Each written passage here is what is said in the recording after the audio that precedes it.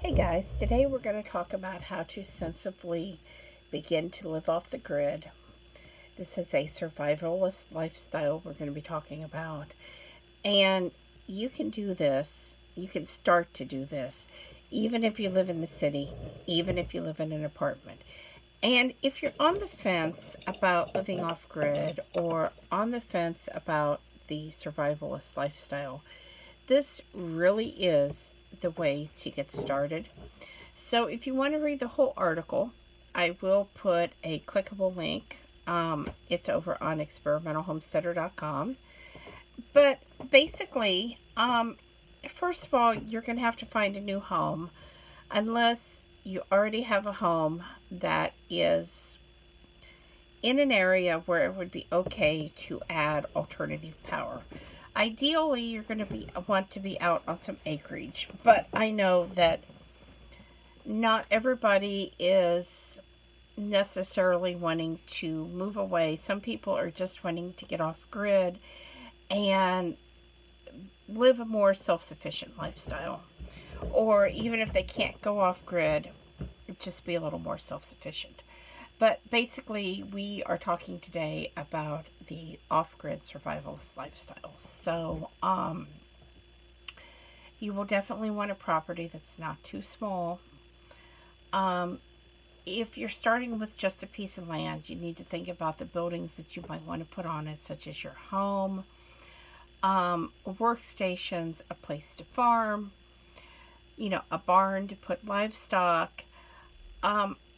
You also want to look for a place that's away from civilization, ideally. Like I said, some people are off-grid in town.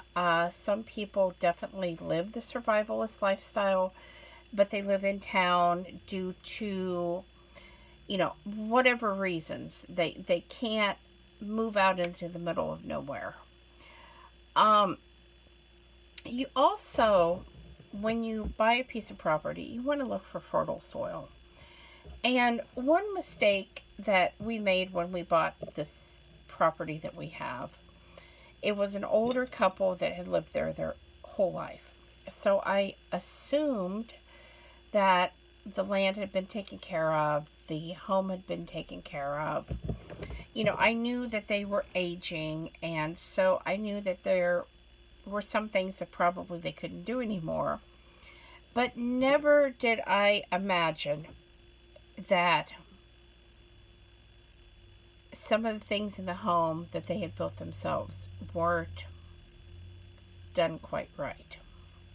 And that has been a real headache trying to fix that. I almost think we could have built a home ourselves and definitely avoided some of these issues. I also wasn't aware, even after talking to some of the neighbors, until almost a year after we had lived here, that they used True Green on their lawn. I was not happy about that. I really thought I had found a piece of land that had been taken care of organically. I was told that the man raised rabbits and he put the rabbit manure on the garden, and he always had a really nice garden. And I had noticed when I planted things that there were issues. Things just didn't seem to do well here. And I didn't know why. And then I got a phone call from True Green letting me know that it was time for my yearly spraying. I think not. And I let him know that. And I let him know to take me off the list because I definitely was not interested in this. So definitely do some checking. We immediately started organic practices on the farm, and don't use any type of spray, but it has taken a really long time. And one issue that we have had, like I said, was getting things to establish. And I don't know for a fact that it was because of the sprays that were used on the yard, but I highly suspect that that was part of the issue. So definitely do some background checking. You also want to consider that you're going to have some expenses. Unless you really get lucky and you find a property that is already off grid, you're going to have some expenses with your solar power, your wind power, your water power, whatever type of power you decide to use. There's going to be issues. I know here where we live, if we wanted to go off grid, and I do someday want to get there, but if we wanted to go off grid, we have to go through our power company. And everything has to basically be approved with an approved contractor, or we can't do it. And the reason is they say that it's causing problems when people go off grid with their systems. So everything has to kind of work together. Now, obviously, if you never intend to have actual on-grid power in your home, then you're not going to have to deal with this.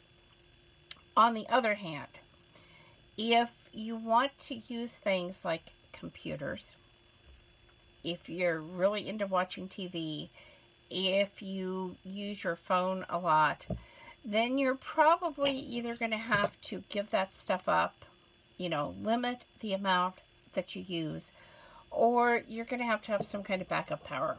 Now, I have a friend that she is completely off grid. She does have a cell phone. She takes it to work to charge it. She only uses it as necessary.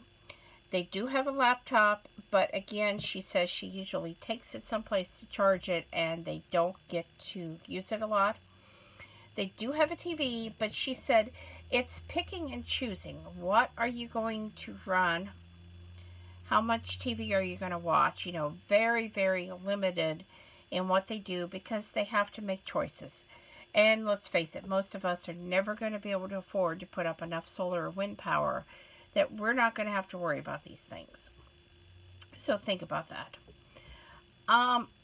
You're also going to need tools if you're going off grid. You're going to need to learn to can your food or dehydrate your food. You're going to have to learn skills like cooking from scratch, gardening, hunting. You may have to treat your water to make it drinkable depending on where you live. You're going to have to grow your own vegetables. That's pretty much all it is to it. And possibly even raising livestock. I mean, depending on, do you want to raise the livestock? Do you want to hunt for it? How do you intend to get things like milk and eggs? I know for us, raising chickens and dairy goats was the option that we had, and then we did have some Leicester long wool sheep for a while.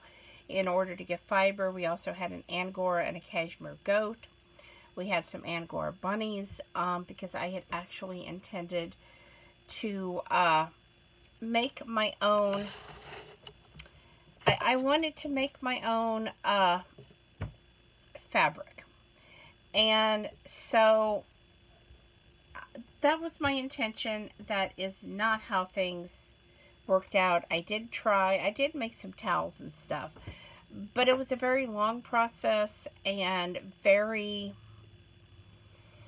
labor intensive, and while I haven't given that completely up yet, I haven't got done quite to the extent that I intended to get done.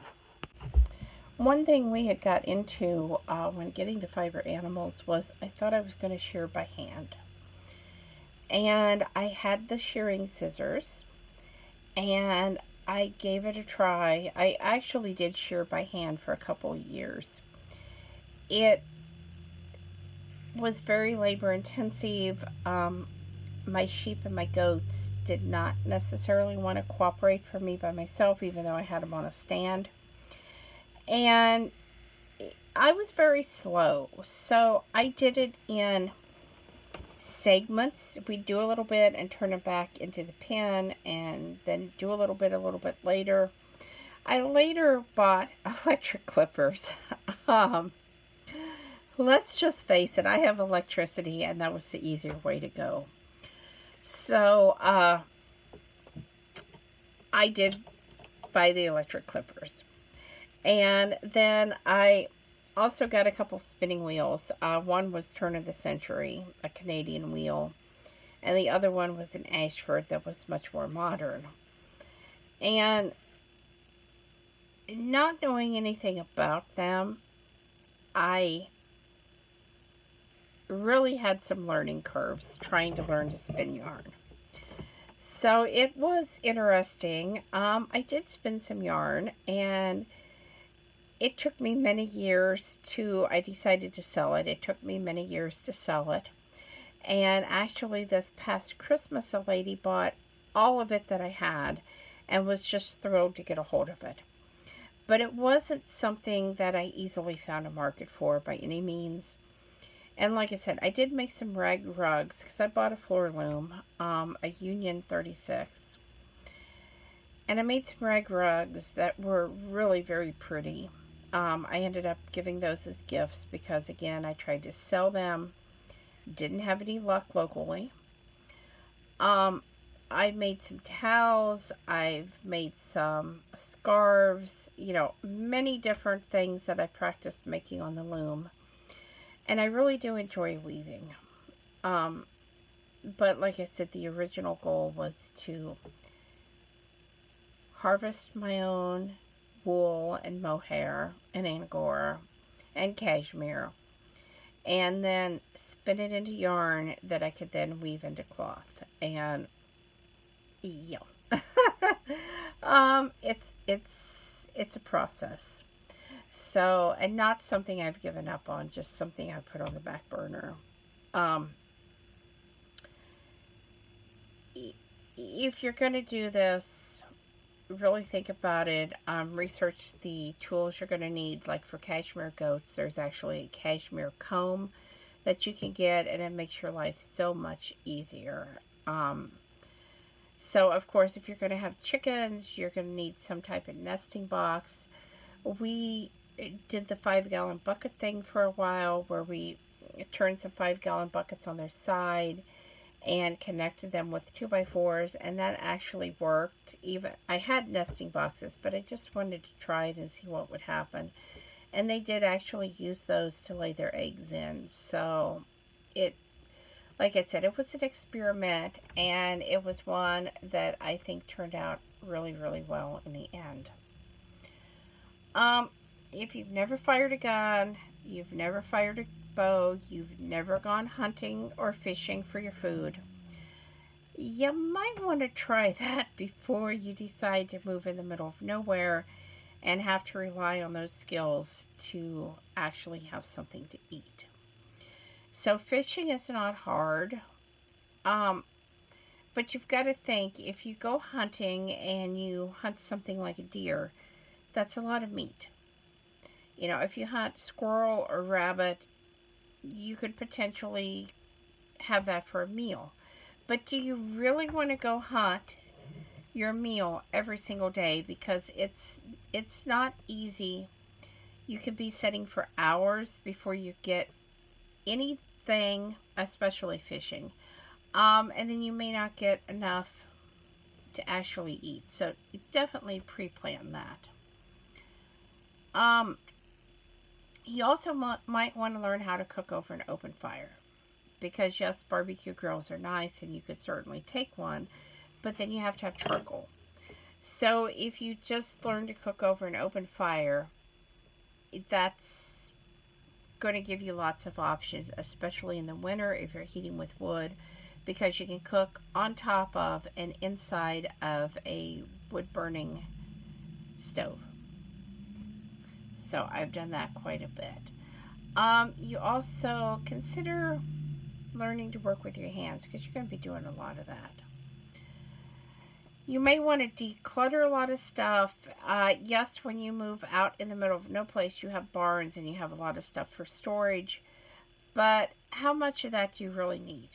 You know, to live the survivalist lifestyle, you're going to be stockpiling things like food, possibly guns and ammunition, things that you would really need to survive with, tools, and your bug out bag supplies, of course.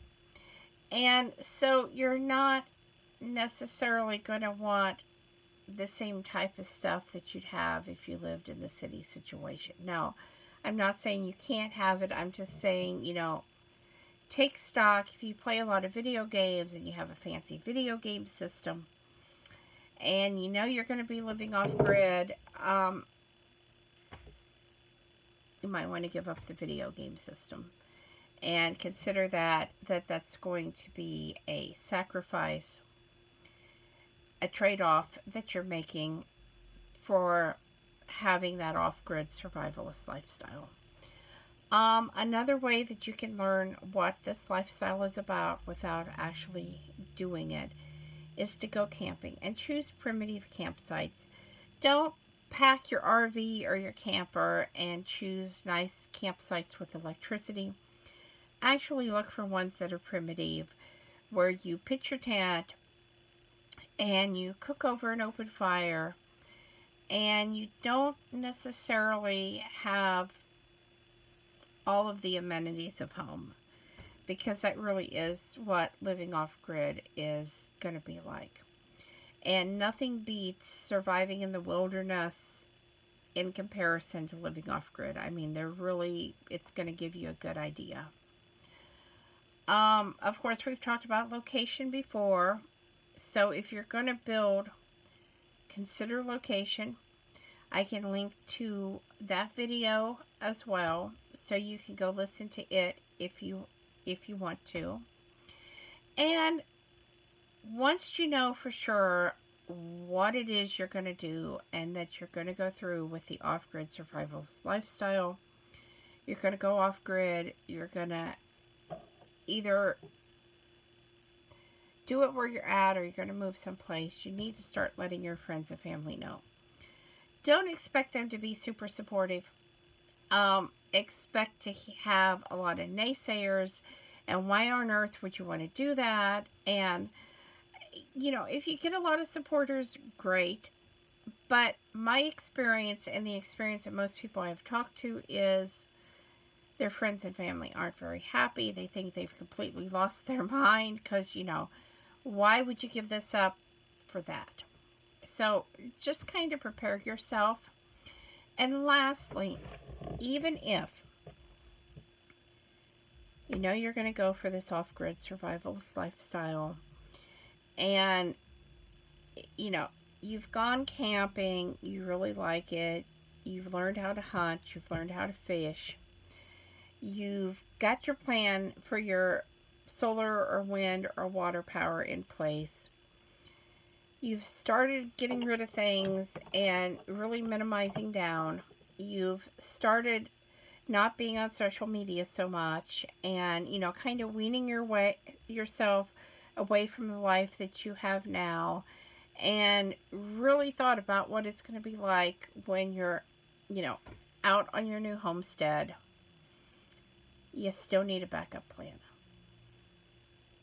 Hurricanes happen, tornadoes happen, all kinds of natural disasters happen, okay?